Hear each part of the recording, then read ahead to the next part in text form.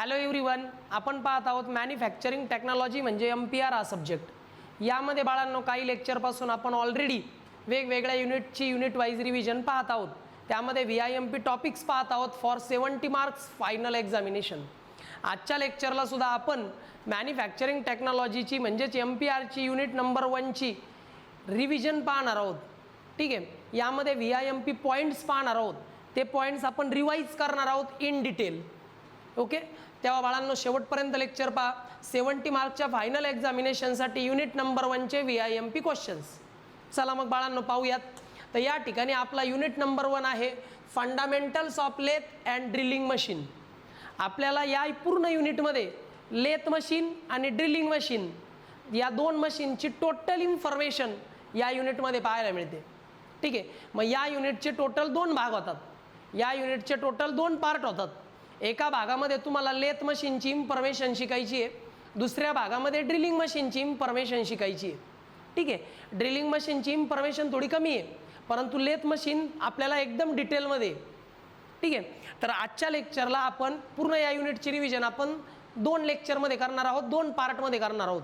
आजच्या या लेक्चरमध्ये युनिट नंबर 1 चा जो पहिला पार्ट आहे ज्यामध्ये आपण लेथ मशीनची इन्फॉर्मेशन पाहणार आहोत इन डिटेल। मग चला बाळांनो पाहूयात। युनिट नंबर 1 जो आहे fundamentals of lathe and drilling machine, हा टोटल युनिट आहे 16 मार्कचा। 16 मार्कांचं वेटेज असलेला हा युनिट आहे। ठीक आहे, त्यामुळे इम्पॉर्टंट युनिट आहे। त्यामध्ये आपण लेथ मशीनची टोटल VIMP टॉपिक्स पाहणार आहोत। ठीक आहे, तर या युनिटमध्ये 4च टॉपिक आपल्याला आजच्या लेक्चरला परफेक्ट करायचे। पहिलं करायचं बाळांनो सिंगल पॉईंट कटिंग टूल। की सिंगल पॉईंट कटिंग टूल म्हणजे काय, त्याच्या वेगवेगळ्या टर्मिनॉलॉजीज कोणत्या, त्याची डायग्राम कशी, हे सगळं पाहायचं। त्यानंतर चिप फॉर्मेशन काय होतं की ज्यावेळी तुम्ही कटिंग टूलच्या मदतीने वर्कपीसला कट करता तेव्हा तिथं वेगवेगळ्या प्रकारचे चिप्स तयार होतात। तर त्या चिप फॉर्मेशनचं मेकॅनिझम काय, चिप कोणकोणत्या टाईपचे आहेत हे आपल्याला पाहायचे सेकंड टॉपिकला। तिसऱ्या टाईपला लेथ मशीन आणि लेथ मशीनचे वेगवेगळे क्लासिफिकेशन पाहिजेत। लेथ मशीनचे वेगवेगळे कॉम्पोनंट पार्ट आणि त्यांचे फंक्शन पाहिजेत। लेथ मशीनचे वेगवेगळे ऑपरेशन पाहिजेत आणि लेथ मशीनवर काही छोटे मोठे न्यूमरिकल्स आहेत ते आपल्याला पाहिजेत। ओके, तर बाळांनो हा टॉपिक आपण पाहणार आहे। एवढे टॉपिक 4 टॉपिक पाहिल्यानंतर आपला ह्या युनिटचा जो 70% पार्ट आहे तो कंप्लीट होतो। तेव्हा या इम्पॉर्टंट पार्ट्सला पटकन आपल्या नोटबुकमध्ये नोट करून घ्या, स्क्रीनशॉट घ्या। ठीक आहे, नेहमीप्रमाणे सांगितल्याप्रमाणे तुम्हाला काय करायचं आहे, या बारकोडचा स्क्रीनशॉट घ्यायचा आहे आणि त्या ठिकाणी व्हॉट्सॲप ग्रुपवर जॉईन व्हायचं आहे। तुमच्यासोबत जे तुमचे फ्रेंड्स आहेत त्यांनाही जॉईन करायचं आहे, म्हणजे तुम्हाला त्या ग्रुपवर पुढील सेमिस्टरचे क्लासेस केव्हा चालू होतील, ऑनलाईन स्ट्रक्चर, फी स्ट्रक्चर काय असेल, ऑफलाईन फी स्ट्रक्चर काय असेल, काय काय त्यामध्ये तुम्हाला दिलं जाईल, नोट्स दिले जातील, युनिट टेस्टची रिव्हिजन वगैरे सगळं काही दिलं जाईल। तर सगळी इन्फॉर्मेशन तुम्हाला या ग्रुपवर मिळणार आहे, तेव्हा या ग्रुपवर जॉईन करा।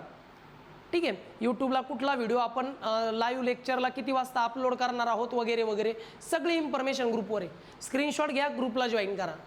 ठीक आहे, आता तुम्ही फर्स्ट इयरमधून सेकंड इयरमध्ये जात आहात म्हणून या ग्रुपचं नाव सेकंड इयर बॅच आहे। ओके, महालेज अकॅडमी।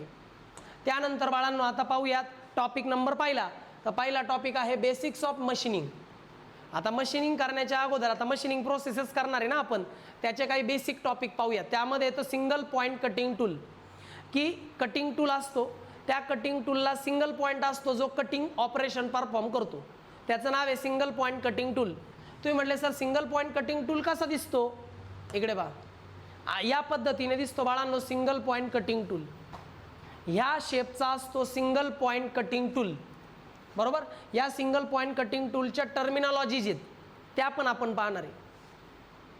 ठीक आहे, आता यामध्ये सिंगल पॉईंट कटिंग टूल म्हणजे काय, a cutting tool having one cutting edge used mainly on lathe machine। तुम्हाला माहिती आहे लेथ मशीनवरती हा सिंगल पॉईंट कटिंग टूलचा एकच एज वापरला जातो। सिंगल पॉईंट कटिंग टूलचा फक्त एकच एज यूज केला जातो for cutting operation on lathe machine.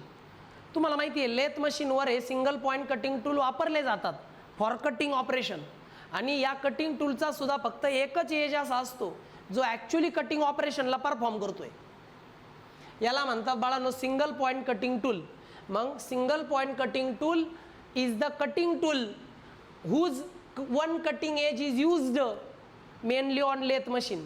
Lathe मशीनवर कटिंग ऑपरेशन परफॉर्म करण्याकरता फक्त एकच कटिंग एज ज्या कटिंग टूलचा यूज केला जातो त्याला म्हणतात सिंगल पॉईंट कटिंग टूल.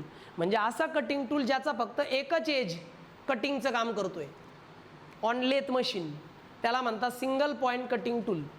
मग तुम्ही जर पाहिलं बाळांनो तर या ठिकाणी दिसतोय का हा एज बघा, हा ॲक्च्युली हा जो आहे ना हा तुमचा ॲक्च्युली कटिंग एज आहे बघा. हा वाला ॲक्च्युली कटिंग जी होते ती या भागामध्ये होते. हा तुमचा कटिंग एज आहे, ठीक आहे, हा वाला. ओके, हा कटिंग एज आहे, ठीक आहे. बरं, आता हे जे सिंगल पॉईंट कटिंग टूल असतात, आता सिंगल पॉईंट कटिंग टूलचे कोणकोणते टर्म्स आपण वापरतो तर सिंगल पॉईंट कटिंग टूलमध्ये असतो शँक, मग येतो फेस, मग येतो फ्लँक, मग येतो नोज, मग येतो साईड कटिंग एज, मग एंड कटिंग एज, मग रेक अँगल, मग clearance angle. These are the terms used in single point cutting tool.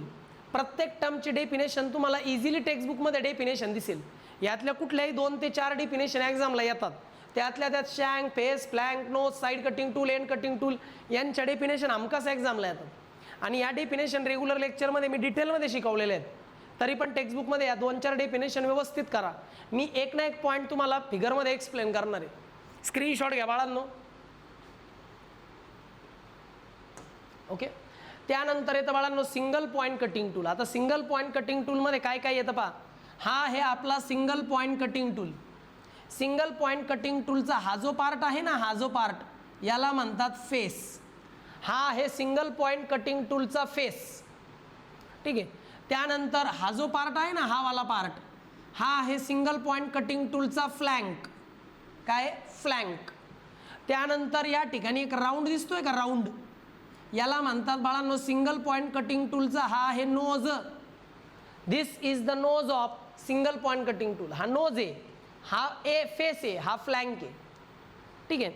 त्यानंतर बाळांनो या ठिकाणी एक अँगल दिसतोय का, हा आहे end relief angle. End relief angle. या बाजूला दिसतोय का एक अँगल असा, हा अँगल आहे end cutting age angle. End cutting angle किंवा एंड कटिंग एज अँगल. त्यानंतर इथे दिसतोय का हा वाला अँगल तिरका, याला म्हणतात साईड रेक अँगल. हा रेक अँगल आहे, साईडचा आहे म्हणून साईड रेक अँगल. ह्या बाजूला इथं एक अँगल दिसतोय का, ह्या बाजूला. आता हा जो आहे ना हा कटिंग एज आहे, हा कटिंग एज आहे. इथे जो हा बारीक अँगल डेव्हलप झाला या 2 लाईनमध्ये याला म्हणतात बॅक रेक अँगल. काय म्हणतात? Back rake angle. त्यानंतर या ठिकाणी इथं जो अँगल आहे या भागात याला म्हणतात साईड रिलीफ अँगल. या भागात आहे साईड रिलीफ अँगल. या भागात जर तुम्ही पाहिलं इथं एक अँगल आहे पहा, साईड कटिंग एज अँगल. हा साईड कटिंग एज अँगल आहे. ओके, तर ही फिगर तुम्हाला हमखास एक्झामला काढायला येते. व्यवस्थित स्क्रीनशॉट घ्या आणि लिहून घ्या.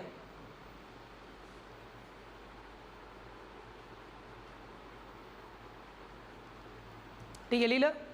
ओके, या टर्मची एक एक डेफिनेशन, एक एक सेंटेन्सचे व्यवस्थित करा डेफिनेशन. त्यानंतर येतं बाळांनो आता कटिंग टूल जर आपण पाहिला, single point cutting tool use केला जातो लेथ मशीनवर कटिंग ऑपरेशन परफॉर्म करायला. त्याची नॉमेनक्लेचर टर्मिनॉलॉजी पाहिली. आता आपल्याला पाहायचं आहे मेकॅनिक्स ऑफ चिप फॉर्मेशन. काय होतं माहिती का बाळांनो, जेव्हा केव्हा आपण कटिंग टूलने वर्कपीसला कट करतो तेव्हा चिप्स तयार होतात. आता बघा, when the cutting tool removes material, जेव्हा कटिंग टूल वर्कपीसला कट करतो तेव्हा काही मटेरियल रिमूव्ह होत असतं from the workpiece. The removal material, ते जे रिमूव्ह झालेलं मटेरियल आहे, comes out in the form of chips. ते रिमूव्ह झालेलं मटेरियल चिपच्या फॉर्मॅटमध्ये बाहेर येतं, त्याला म्हणतात चिप फॉर्मेशन. मग लक्षात ठेवा, when the cutting tool removes material from the workpiece, जेव्हा वर्कपीसपासून तो cutting tool excess material cut करतो, रिमूव्ह करतो, तेव्हा ते कट झालेलं मटेरियल चिपच्या फॉर्मॅटमध्ये बाहेर पडतं, त्याला म्हणतात चिप फॉर्मेशन. ओके, तुम्ही इथं पाहू शकता बाळांनो, हे बघा, हा तुमचा कटिंग टूल आहे, हा तुमचा वर्कपीस आहे. मग ह्या कटिंग टूलच्या मदतीने वर्कपीसला इथे कट केलेलं आहे, त्यामुळं हे मटेरियल रिमूव्ह झालं. पण हे मटेरियल कसं रिमूव्ह झालं? In the form of chip. याला म्हणतात चिप फॉर्मेशन. कधी कधी चिप अशा तयार होतात, कधी अशा तयार होतात, कधी अशा तयार होतात. मग cutting tool with the help of cutting tool जेव्हा आपण वर्कपीसला कट करतो तेव्हा रिमूव्ह झालेलं जे मटेरियल आहे ते in the form of chip cut होत असतं, रिमूव्ह होत असतं. याला म्हणतात चिप फॉर्मेशन. ओके. मग आता हे जे चिप फॉर्मेशन आहे हे 3 टाईपचे चिप्स तयार करतं. पहिलं येतं continuous chips produce in ductile material and smooth surface finishing. जेव्हा तुम्ही डक्टाईल मटेरियलला कट करता, वर्कपीसचं मटेरियल आहे डक्टाईल आहे, डक्टाईल मटेरियलला जर कट केलं तर कंटिन्युअस चिप्स तयार होतात आणि त्यामुळं काय होतं, सरफेस फिनिशिंग चांगली मिळते. कंटिन्युअस चिप्स तयार होतात डक्टाईल मटेरियलला कट करताना आणि त्या ठिकाणी सरफेस फिनिशिंगही चांगली मिळते जर ह्या चिप्स तयार झाल्या तर. मग या ठिकाणी तुम्ही फिगर काढू शकता. इथे दिसत आहे कंटिन्युअस चिप्स. जसजसा कटिंग टूल पुढे पुढे पुढे पुढे जाईल तसतसं ही कंटिन्युअस चिप तयार होत जाईल. मग अशी कंटिन्युअस चिप जर तयार झाली तर सरफेस फिनिशिंग चांगली मिळते. फिगर पहा, कंटिन्युअस चिप्स. त्यानंतर येतं बाळांनो discontinuous chips produce in brittle material. ह्या ज्या डिसकंटिन्युअस चिप्स असतात ह्या ब्रिटल मटेरियलमध्ये जनरेट होतात. म्हणजे असा मटेरियल जो ठिसूळ आहे. मग अशा ब्रिटल मटेरियलमध्ये चिप्स तयार होतात त्या ब्रिटल असतात. यांची सरफेस फिनिशिंग अजिबात चांगली नसते. मग चला पाहूया डिसकंटिन्युअस चिप्स ब्रिटल मटेरियलमध्ये कशा तयार होतात. हे बघा, हा ब्रिटल मटेरियल आहे. या ब्रिटल मटेरियलला कटिंग टूलने कट केलं तर या ठिकाणी चिप्स तयार झाल्या, पण त्या चिप्स तुटल्या, थोड्या थोड्या भागात तुटल्या. याला म्हणतात डिसकंटिन्युअस चिप फॉर्मेशन. इथं डिसकंटिन्युअस चिप फॉर्मेशन झालं याचा अर्थ इथं सरफेस फिनिशिंग चांगली मिळालेली नाही आहे. ब्रिटल मटेरियलमध्ये असं डिसकंटिन्युअस चिप फॉर्मेशन होत असतं आणि डक्टाईल मटेरियलमध्ये असे कंटिन्युअस चिप फॉर्मेशन तयार होत असतं. ओके. त्यानंतर येतं continuous chips with built up edge. आता आपण अशा काही चिप्स असतात ज्या कंटिन्युअस असतात पण त्यांचा एज जो आहे तो बिल्टअप एज असतो. Metal stick to tool edge. म्हणजे तो जो काही कट केलेला मेटल आहे तो टूलच्या एजला कट होतो, त्यामुळं फिनिशिंग खराब होते. म्हणजे कट केलेल्या मेटलचा एज तो त्या कटिंग टूलच्या एजला चिकटतो, त्यामुळं फिनिशिंग चांगली मिळत नाही. याला म्हणतात continuous chips with built up edge. याच्यामध्ये काय होतं, कट झालेला जो मेटल आहे त्या मेटलची चिप त्या टूलच्या एजला स्टिक होते, चिकटते आणि त्यामुळं तेवढी चांगली फिनिशिंग मिळत नाही. याला म्हणतात continuous chips with built up edge. या ठिकाणी पाहू शकता, हे बघा, या भागात काय झालं की या वर्कपीसला ह्या कटिंग टूलने कट केलं. कट केल्यानंतर कंटिन्युअस चिप तयार झालेली आहे, पण ही जी कंटिन्युअस चिप आहे ती या कटिंग टूलच्या एजला चिकटली, त्यामुळे इथं चांगली सरफेस फिनिशिंग मिळालेली नाही आहे. पहा, फिनिशिंग चांगली नाही आहे या भागात. याला म्हणतात continuous chip with built up edge. अशा 3 प्रकारच्या चिप्स तयार होत असतात जेव्हा तुम्ही कटिंग टूलने वर्कपीसला कट करायला जाता तेव्हा. हे चिप फॉर्मेशन हमखास एक्झामला येतं. तेव्हा बाळांनो याचा स्क्रीनशॉट घ्या. त्यानंतर बाळांनो ह्या डायग्रॅमचा स्क्रीनशॉट घ्या, प्रॉपर डायग्रॅम ड्रॉ करा. तर मेकॅनिक्स ऑफ चिप फॉर्मेशन आणि 3 प्रकारचे चिप फॉर्मेशन मी तुम्हाला दाखवले विथ फिगर. आता त्यानंतर आपल्याला पाहायचं आहे lathe machine. What is mean by lathe machine? Lathe machine removes the material by rotating the workpiece against the cutting tool. आता लेथ मशीनवर काय केलं जातं माहिती आहे? तुमचं लेथ मशीन, आपलं जे काही लेथ मशीन आहे त्या लेथ मशीनवर वर्कपीस जो आहे तो असा होल्ड केला जातो. ह्या बाजूने हेडस्टॉक, ह्या बाजूने टेल स्टॉक. हेडस्टॉक आणि टेल स्टॉकच्या मध्ये तो वर्कपीस असा होल्ड केला जातो. मग तो वर्कपीस रोटेट केला जातो. वर्कपीस रोटेट होतोय आणि मग त्याला कटिंग टूल असा फीड केला जातो आणि मग त्या वर्कपीसला कट केलं जातं. याला म्हणतात लेथ मशीन. मग लेथ मशीनवरती तुमचा जो वर्कपीस आहे तो रोटेट होतो आणि मग त्या ठिकाणी कटिंग टूल त्याला कट करतो. अशा मशीनला आपण लेथ मशीन म्हणतो. आता लेथ मशीनचे वेगवेगळे टाईप्स आहेत. वेगवेगळ्या प्रकारचे लेथ मशीन मार्केटमध्ये अवेलेबल आहे. स्पीड लेथ मशीन, इंजिन किंवा centre lathe machine, bench lathe machine, tool room lathe machine, turret lathe machine आणि CNC लेथ मशीन. आपण जनरली CNC लेथ मशीन सगळीकडे वापरतो. ओके. मग लेथ मशीन आणि लेथ मशीनचे टाईप्स तुमच्या समोर आहे. ओके. आता लेथ मशीन कशी दिसते तर अशी दिसते पहा. ॲक्च्युलीमध्ये 3D मध्ये जर पाहिली तर लेथ मशीन अशी दिसते. चला तुम्हाला लेथ मशीनचं ऑपरेशन दाखवतो. मला इथं पाहायला भेटेल बाळांनो, या ठिकाणी हे लेथ मशीन आहे. लेथ मशीनचा या बाजूने हेडस्टॉक, या बाजूने टेल स्टॉक, मध्ये इथं वर्कपीस लावलेला आहे. आता हा जो वर्कपीस आहे ना हा रोटेट होतो आणि मग इकडून अप्लाय केला जातो. बघा इथं कटिंग टूल आहे पहा छोटासा. मग या रोटेटिंग वर्कपीसला कटिंग टूल त्याला फीड केला आणि मग कटिंग ऑपरेशन परफॉर्म केलं. याला म्हणतात बाळांनो लेथ मशीन. हे बघा असं केलं जातं. हा रोटेटिंग वर्कपीस आहे तो रोटेट होतो आणि मग कटिंग टूल त्याला असा फीड केला जातो. मग या भागात कटिंग होतं पहा. याला म्हणतात लेथ मशीन. ओके. चला लेथ मशीन कळालं असेल बाळांनो. आता लेथ मशीनचे कॉम्पोनंट पार्ट पाहू. तर लेथ मशीनला काय काय कॉम्पोनंट आहेत, स्पेसिफिकेशन काय पहिले पहा. Swing over bed. लेथ मशीनचं बेडवरती स्विंगिंग करता येतं. पाहिजे त्या हाईटवर पाहिजे त्या साईजमध्ये तुम्ही स्विंगिंग करू शकता. म्हणजे हव्या त्या शेपचा आणि हव्या त्या साईजचा वर्कपीस कट करता येतो. हव्या त्या शेपचा हव्या त्या साईजचा वर्कपीस कट करता येतो कारण या ठिकाणी बेडला आपण स्विंग करू शकतो. डिस्टन्स बिटवीन सेंटर, परत हेडस्टॉक आणि टेल स्टॉक, हे सेंटर जे आहेत हेडस्टॉक टेल स्टॉक याची लेंथ आपण कमी जास्त करू शकतो. मग पाहिजे त्या आकाराचा वर्कपीस फिट करता येतो. ओके. तुम्ही पाहू शकता इकडं. हे बघा या बाजूने जर पाहिलं ना तर या बाजूने हेडस्टॉक आहे. हे बघा हा हेडस्टॉक आहे आणि ह्या बाजूने पाहिलं तर हा टेल स्टॉक आहे. मग हेडस्टॉक आणि टेल स्टॉक असे पुढे मागे, हेडस्टॉक तर फिक्स असतो पण टेल स्टॉक पुढे मागे होतो ना. त्यामुळे इथं पाहिजे त्या साईजचा पाहिजे त्या लेंथचा वर्कपीस इथं फिट करता येतो. मग त्या रोटेटिंग वर्कपीसमध्ये असा जर कटिंग टूल आपण फीड केला तर त्या ठिकाणी कटिंग ऑपरेशन परफॉर्म होतं. थोडक्यात काय की सेंटरमधलं डिस्टन्स ॲडजस्ट करता येतं. बेडवरती सेंटर लेथ मशीन स्विंग करता येते म्हणजे हलवता येते. त्यानंतर बेडची लेंथ कमी जास्त यूज करता येते. त्यानंतर स्पिंडल स्पीडची रेंज, स्पिंडलचा रोटेटिंग स्पीड तुम्ही कंट्रोल करू शकता.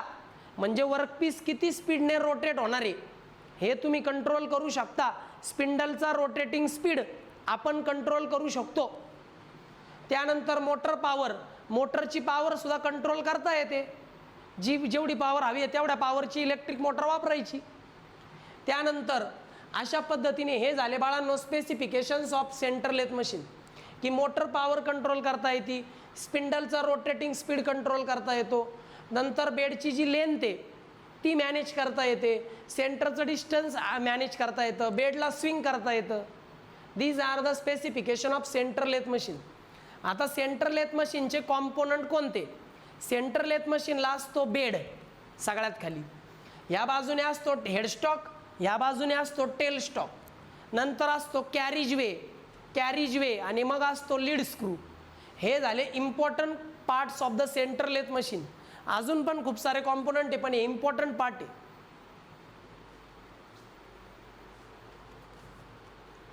ठीक आहे. आता या ठिकाणी तुम्हाला पाहायला भेटतात हे बघा मशीन आहे बरं का. या ठिकाणी बाळांनो थोडं लक्ष द्या. इथं बघा इथं सगळं प्रॉपर अशी फिगर तुम्हाला काढावं लागेल एक्झामला लेथ मशीनची. या भागात हे बघा हेडस्टॉक आहे. हेडस्टॉकच्या पुढं असतो स्पिंडल. स्पिंडलचा रोटेटिंग स्पीड आपण कंट्रोल करू शकतो. हेडस्टॉक पुढे मागे हलत नाही, हेडस्टॉक फिक्स असतो, पुढं स्पिंडल आहे. त्यानंतर ह्या बाजूने टेल स्टॉक आहे पहा, टेल स्टॉक. हा टेल स्टॉक या कॅरिजवेमुळं, हा बघा कॅरिजवेमुळं हा टेल स्टॉक पुढे मागे हलू शकतो. ठीक आहे. या ठिकाणी कंपाऊंड रेस्ट आहे म्हणजे इथं वर्कपीसला तुम्ही रेस्ट करू शकता किंवा कटिंग टूलला रेस्ट करू शकता. हा कंपाऊंड रेस्ट आहे.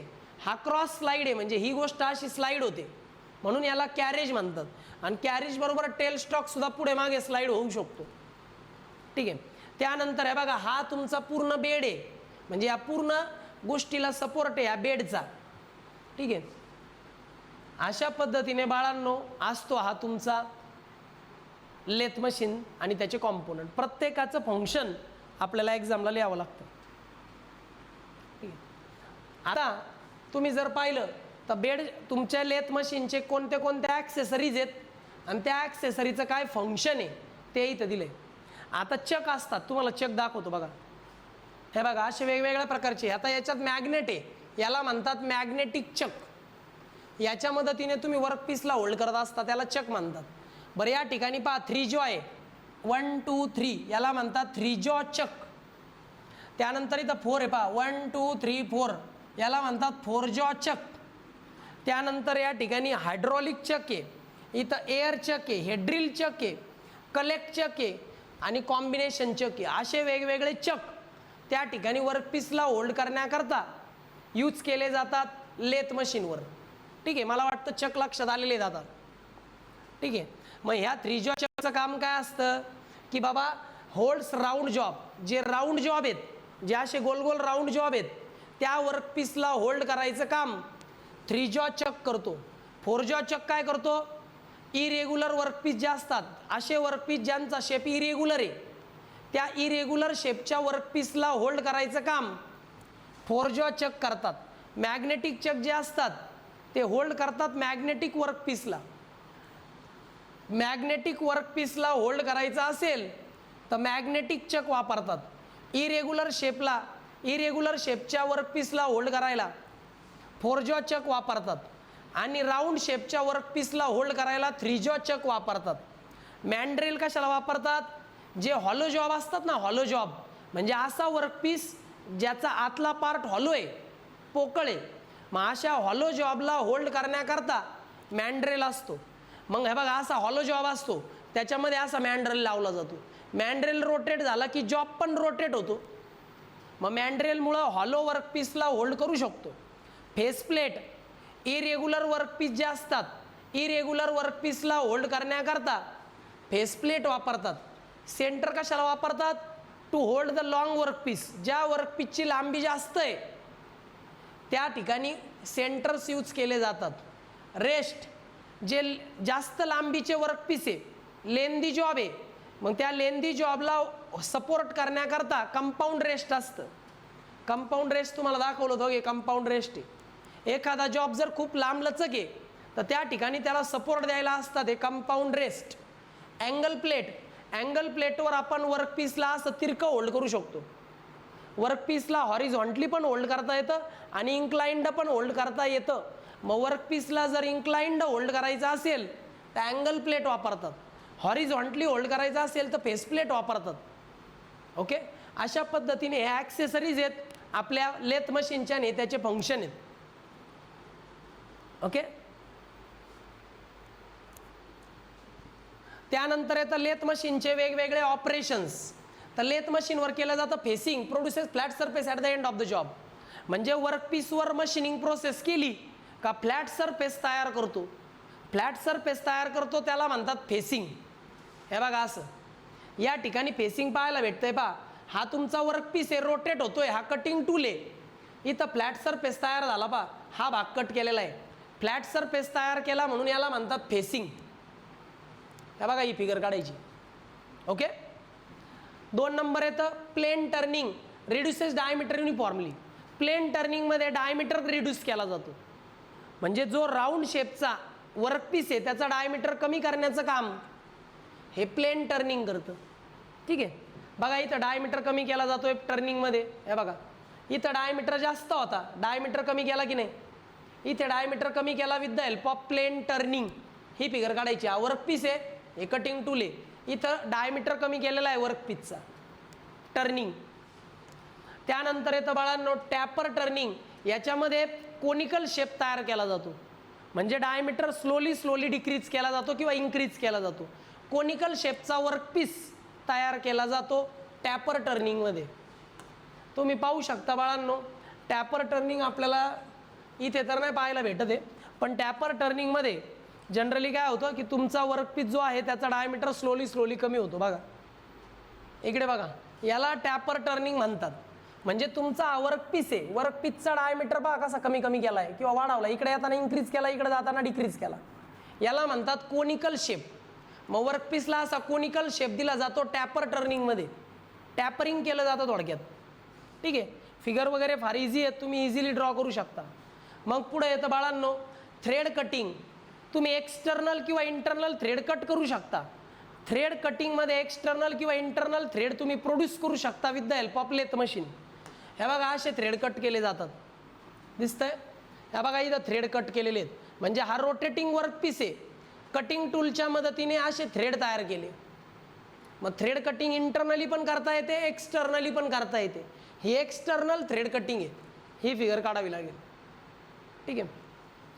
त्यानंतर काय करता येतं, चॅम्फरिंग. याच्यामध्ये जे शार्प एजेस आहेत ते कट केले जातात, म्हणजे तुमच्या वर्कपीसचे शार्प एजेस कट केले जातात, रिमूव्ह केले जातात, त्याला म्हणतात चॅम्फरिंग. ठीक आहे. तुम्ही पाहू शकता बाळांनो, इथे पहा तुमचा वर्कपीस आहे, त्याचा शार्प एज बघा कट केला या भागात.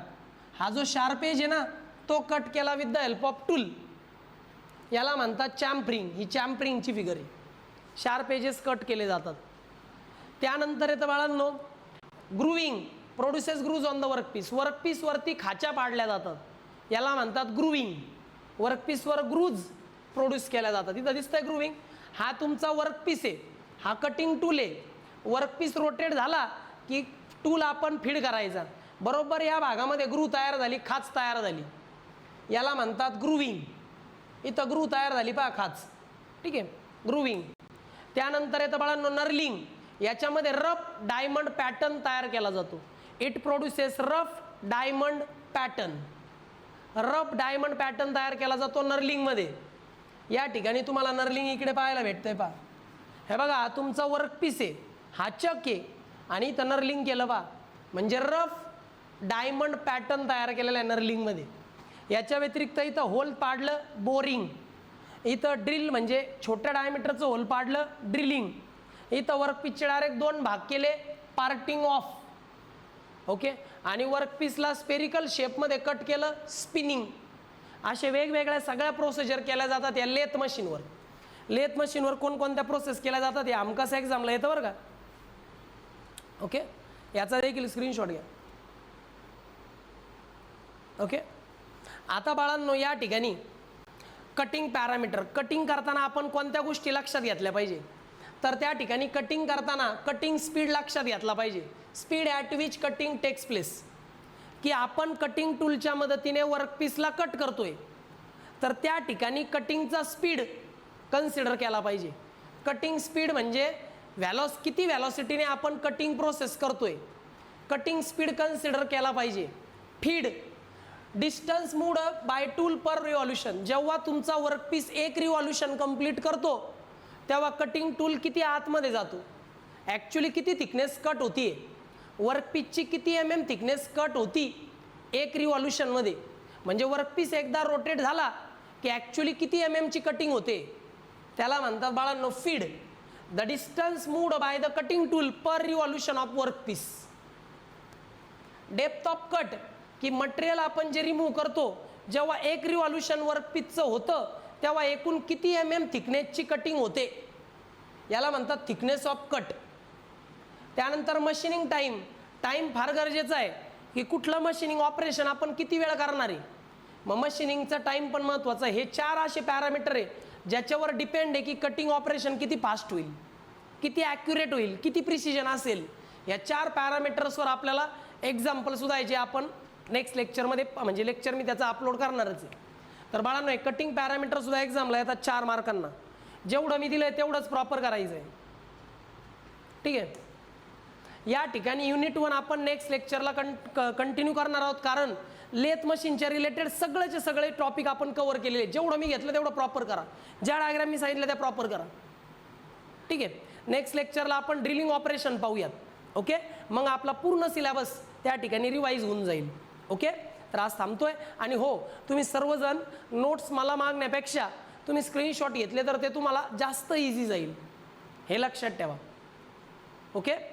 ज्यावेळी तुम्ही नेक्स्ट सेमिस्टरला माझ्याकडे क्लास वगैरे जॉईन कराल बाळांनो, त्यावेळी तुम्हाला अत्यंत कमी फीमध्ये तुम्हाला सगळ्या नोट्स प्रोव्हाइड केल्या जातील ॲप्लिकेशनवर. त्यानंतर प्रत्येक सब्जेक्टचे लेक्चर मी स्वतः घेणार आहे. पूर्ण क्लासचे जे काही सब्जेक्ट असतील पूर्ण सेमिस्टरचे ते सगळे मी स्वतः घेतो, कारण काय होतं की सगळं कंट्रोल माझ्या हातात राहतो, त्यामुळे मला ते व्यवस्थित शिकवता येतं. ओके. त्यामुळंच तुमचे पाठीमागचे जे काही क्वेश्चन मी देतोय ते त्याच्यातूनच तुम्हाला फायनल एक्झामला क्वेश्चन येतात. सेकंड इयरचे पण तुम्ही विचारू शकता, थर्ड इयरचे विचारू शकता, फर्स्ट इयरचे पण तुम्ही मागं पाहिले, सगळे क्वेश्चन तेच येतात जे मी देतोय. त्यामुळे तेवढंच परफेक्ट करा, प्रॉपर करा, डायग्राम काढा, ओके बाय स्टुडंट्स.